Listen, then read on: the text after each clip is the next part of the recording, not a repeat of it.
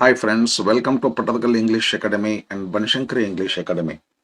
PUC second year the question number 12 ಏನದಲ್ಲ fill up the blanks with appropriate expressions ಅಂತ ಹೇಳಿ.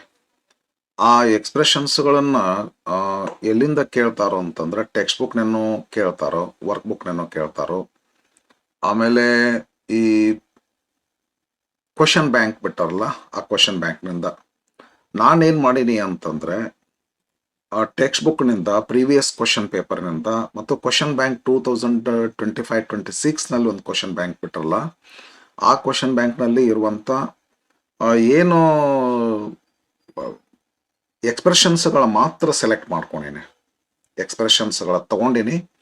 ಅವುಗಳಿಗೆ meaning ಬೇಕಾಗಿತ್ತು ಅಂತ ಅನಿಸ್ತದೆ ನಿಮಗೆ ವಿದ್ಯಾರ್ಥಿಗಳಿಗೆ. ಡಿಕ್ಷನರಿ ತೆಗಿಲಿಕ್ಕೆ ನಿಮಗೆ ಒಂದೊಂದು ಸಾರಿ ಟೈಮ್ ಇರೋದಿಲ್ಲ. ಹಾಗಾಗಿ ನಾನೇ ಏನು ಮಾಡೀನಿ, ಡಿಕ್ಷನರಿ ತೆಗೆದು ಅವುಗಳ ಮೀನಿಂಗನ್ನು ರೈಟ್ ಮೀನಿಂಗನ್ನು ಚೂಸ್ ಮಾಡಿ ಆ ಎಕ್ಸ್ಪ್ರೆಷನ್ ಎದುರುಗಡೆ ಮೀನಿಂಗ್ಗಳನ್ನ ಹಾಕಿ ಒಂದು ನಾನು ಅನ್ಕೊಂಡೀನಿ, ಯಾವುದನ್ನು ಕೈ ಬಿಟ್ಟಿಲ್ಲ. ಬಹುತೇಕ 98-99% ನಿಮಗೆ ಬರ್ತಕ್ಕಂಥ ಎಲ್ಲ ವರ್ಡ್ಸ್ಗಳನ್ನು ಕವರ್ ಮಾಡ್ಕೊಂಡೀನಿ.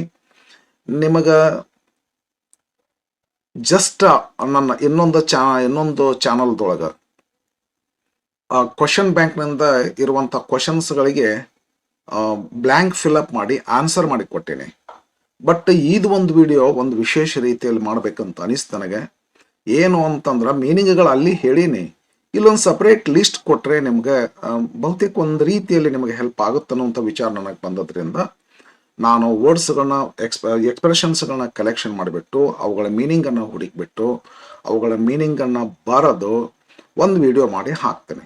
ಬಟ್ ಒಂದು ವಿಶೇಷ ಮಾಡಲಿಕ್ಕೆ ಟ್ರೈ ಮಾಡ್ಲಿಕ್ಕತ್ತೀನಿ. ಜಸ್ಟ್ ಇದು ಇಂಟ್ರೊಡಕ್ಷನ್ ಕೊಟ್ಟ ನಂತರ ನಾನು ಏನು ಅವನ್ನ ರೀಡಿಂಗ್ ಆಗಲಿ ಎಕ್ಸ್ಪ್ಲನೇಷನ್ ಆಗಲಿ ಏನು ಮಾತಾಡ್ಲಿಕ್ಕೆ ಹೋಗೋದಿಲ್ಲ.